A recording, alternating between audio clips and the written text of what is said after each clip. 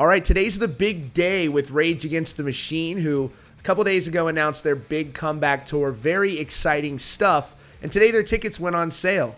So you know that I was in the queue like everybody else, very excited to get those Rage tickets. I never thought I was going to get to see the band, and here we are.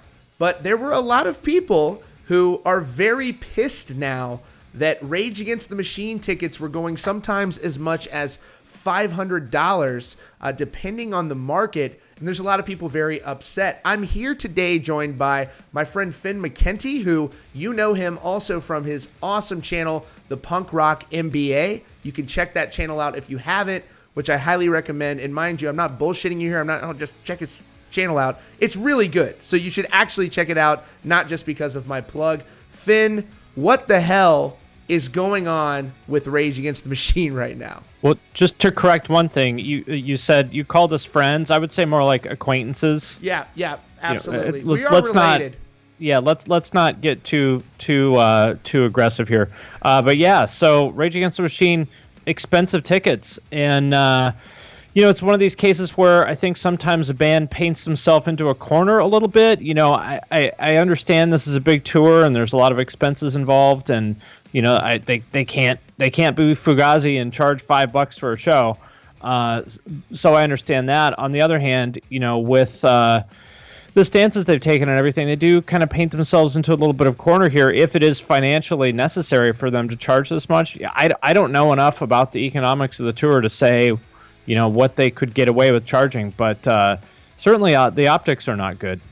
Well, and you talk about the economics, I think with a band like Rage Against the Machine, it's not so much about what they can get away with when your messaging and your preaching is all about, it's certainly not a pro-capitalist message. And so when you're, number one, doing business with a company like Ticketmaster, which is your quintessential greedy global corporation, and your music, you're up on stage talking about, rebellion and stuff like that, it doesn't make a lot of sense. I've got a few tweets here. This guy here, Red, this is trending on Twitter, says, when you promised yourself a floor seat to Rage Against the Machine, but the starting prices for nosebleeds are $250. That is insane. And that's a lot of money. I'm shocked that it was that expensive, to be honest with you. I mean, I didn't realize, that's what I think of, the Rolling Stones, or I don't know, Celine Dion or something like that ticket prices. I don't think about a rock band charging that much. Is that how much? If you go see Fall Out Boy, does it cost $200? I know for sure that I got tickets to see Metallica for cheaper than that. I feel like Migos came through a while ago and it was like $100 or something, which was a lot, but $500. Just you were saying that there's some markets in which the people are reporting that they paid $500. That just seems insane to me. It's wild. You've got another guy here. Chad says, can't wait to surprise my wife with a Rage Against the Machine ticket for her Valentine's Day gift. I'm not looking forward to telling her that I had to take out a second mortgage to afford the tickets, however. If this is their idea of undercutting scalpers by jacking the prices up so high that it doesn't even make sense to scalp it, I don't think that this is a particularly good endeavor for them to be undertaking. No, but that's a good point. What people need to understand, and I'm not in favor, I never go to these big shows, I'm not interested in that, and I'm not on the side of Ticketmaster or anything like that. I think the whole thing is not great. But what people need to understand is the fact that scalpers are able to get $400 or $500 for a ticket demonstrates that that's what a certain piece of the market is willing to pay. And they're going to pay that whether it's through Ticketmaster or whether it's through a scalper. And so to some extent, if you're saying you don't want to deal with scalpers and yet there are people in the market that will pay $400 or $500, well, wouldn't you rather that money go to Ticketmaster and then by extension the artist than just in the pocket of a scalper? Yeah, I think that's a fair point. And I do know, with all due respect to Rage, they said that they were actually going to have a set percentage of tickets, I believe less than 10%, 10 to 20%, that were priced higher, but the proceeds from the additional prices to offset the scalpers would go to activists in the area. Well, that sounded really good before the tickets went on sale and face value ticket prices were going between $200 and $500, with the lowest price being $125. I can get tickets to see Beyonce or Taylor Swift for that much with a $15 to $20 million production rig. So it's just such a bad look for a band like them with the message that they have to be charging double what Beyonce and Taylor Swift and Migos are. Yeah, it's the optics are just not good. And I'm sure we're going to hear something from them about how the tickets were sold or how the prices were set. I also know now, this is another thing. When you're doing business with Ticketmaster, I know that we learned this from the My Chemical Romance comeback, that there is a system that they have called hybrid ticket pricing. And so if they see there are a lot of people in the queue, some evil algorithm that they have will adjust the prices based upon the demand, which is pretty horseshit to me and a cop-out, because ultimately nobody can tell me that Rage Against the Machine can't come in and completely override that company's policy. Yeah, or they have the option, but it is a little bit of a tough situation in them. I was just looking at the venues that they're playing, and like here in the Seattle area, they're playing the Tacoma Dome, which is the same venue that Taylor Swift would play, or Post Malone, or anything like that. And that kind of tells me that that's the demand, there's that many people that want to see them, which means they have to play these arenas, or people will complain because there aren't enough tickets available. And if you play these arenas, you kind of have to play ball with, you can't pull a Pearl Jam and go outside the system, because it's arenas and there's only one in every city, and you're going to have to do business with whoever, handles that venue. So again, I kind of feel like maybe they've painted themselves into a corner a little bit. Yeah, they definitely have. And, there's a person who said Rage Against the Machine makes music for people who can't afford tickets to see Rage Against the Machine.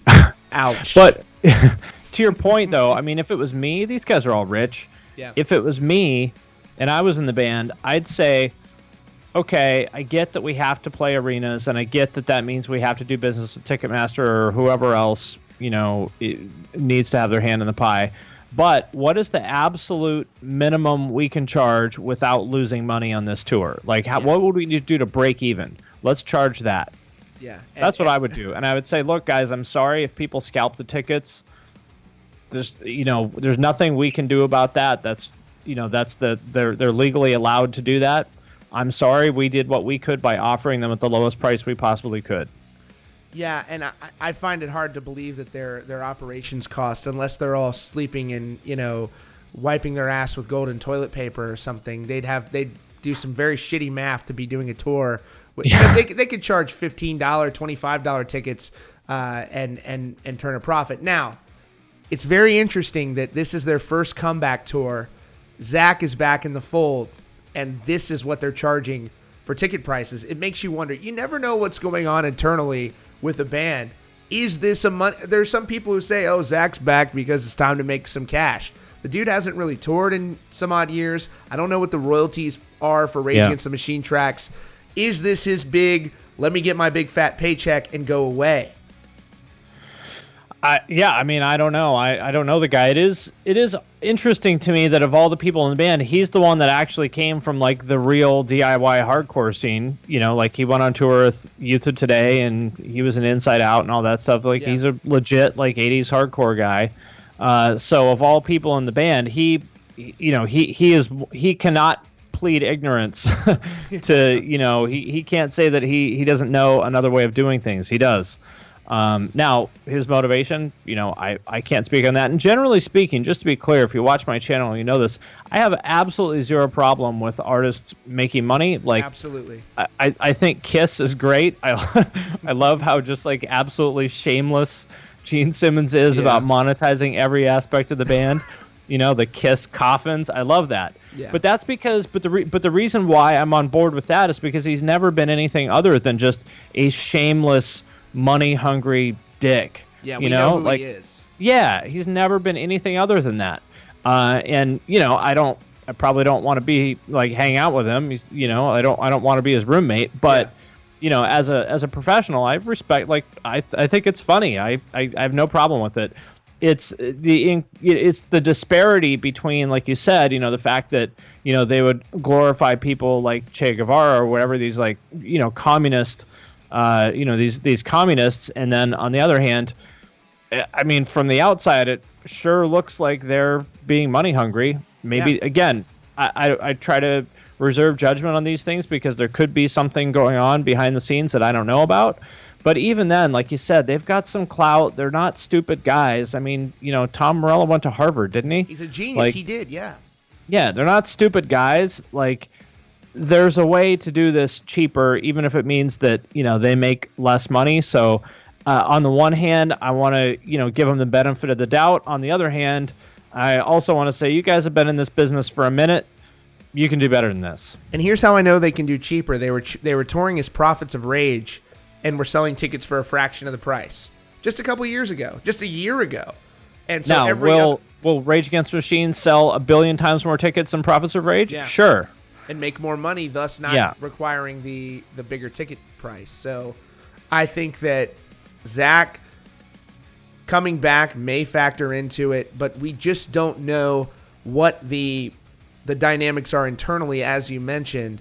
I hope that Rage comes out and responds to this because it undermines their credibility. And they are one of the last few bands that do have that real, genuine artistic credibility that are as big as they are. I know that Guns N' Roses is going to charge me an arm and a leg, and they've always done that. And I have no problem with it. But this is a band, and I'm not knocking them for making money. It's just if your whole gimmick is that you film a video down on Wall Street and you're like, look at these greedy bitches, and now you're doing business with a Wall Street company and also allowing them to charge fans $50 fees and things like that. It's the optics of it are not ideal at best, and it's just shitty at worst. Yeah, I think it's a big misstep on their part any way you look at it. Again, even if there is a legitimate reason for them to charge this much, it's still a bad idea. They still should have pushed themselves and their team. Like, I mean, again, these guys have clout. I would just say to my team, I don't care how you do it, but we're not charging more than $25 for this tour, period. Figure it out. Yeah. I mean, you've got gigantic country artists, hip hop artists, you name it, that are coming out with these giant stage productions. I paid less to see Chris Stapleton, and I still thought I overpaid. Going to these other artists that are Grammy Award winners and things along the lines of the prestige that Rage Against the Machine has, and they have these massive production scales. And, Slipknot has a gigantic production, and you're still able to see them for $20 a head, in the summer. I just don't, and there's 9 dudes in the band. Right. They're going to split that money a lot more ways. Well, yeah, I mean, it's just any way you look at it, I think this is just a big misstep. Kind of reminds me of that Green Day billboard that was making the rounds too. These bands, I feel like maybe it's just a case of getting old and kind of losing touch with what normal people actually think. I don't know. Yeah. Maybe they spent a little bit too much time hanging out with fancy, cool people, and they forgot that $500 is a shitload of money to normal people. 100%. That makes sense to me, and I hope that they address this in some way. Tom is very transparent. That's a strong attribute for him. The other guys as well. You don't hear much from Zach, and we don't know what led to these guys to get back together, but Zach just sat on the sideline for years and years and years, and now he's coming back, and they're hiking the prices up, and I just at the very least, they should have stayed ahead of it, and said, hey, we're going to announce our tour dates on Tuesday, and the prices are a little bit higher than we wish they were, but we want to explain why that's the case before you see this. Yeah, that totally makes sense. At least stay ahead of it, and instead of just drop this bomb on everybody and take a ton of heat for it. Totally. Makes sense to me. All right, well, so thank you to my best friend, Finn, also my first cousin. Can you edit that part out, the friend part? I don't want anyone to get the wrong idea. Yeah, of course. I've got you. Great. Perfect. All right, thanks so much for joining me today. Everybody, anytime. Be sure to check My out pleasure. the Punk Rock MBA. Fantastic channel. And yeah, we'll see you guys very soon.